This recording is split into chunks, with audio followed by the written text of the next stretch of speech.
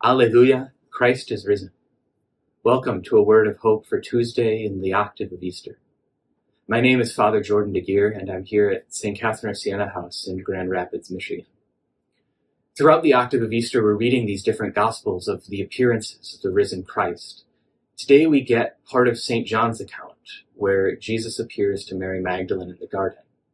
And we get a very important point that the Gospel writer wants to make, namely that this world isn't all there is.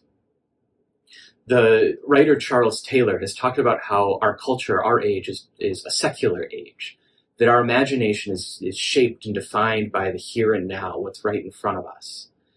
And he says maybe as Christians we think there's a spiritual realm out there, we hope to go off to heaven someday, but our imagination is very much shaped and defined by the here and now. And what the risen Jesus does is to blow this apart, to lead us to a new life, a new way of living.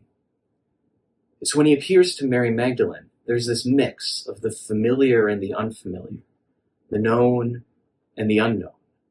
She doesn't recognize him at first, right? She thinks it's the gardener, until he says her name, Mary. She says, that's Jesus. That's the one I know. But then he tells her, don't hold on to me. Don't keep touching me, because I've not yet ascended to the Father. When he comes to her, he comes not just to go back to the way things were, not to remain a part of this world, but to lead her and through her others to a new kind of living, a new way of life that even as it takes up what's familiar, goes into the new and the unfamiliar. So too it is with each of us. The risen Jesus comes to encounter us in the Sacraments, above all the Eucharist. We receive his body, his blood, his risen body, his risen blood.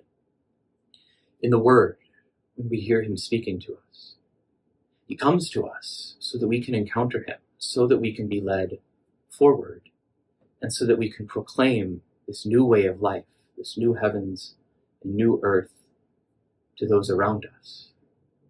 Even as we continue to live in this life with what's familiar, what we know, we're led to something greater, to something more. And because Jesus is risen from the dead, our life is defined not just by the here and now, but by that new heavens and the new earth, where Christ dwells, and where he's drawing us and all others also.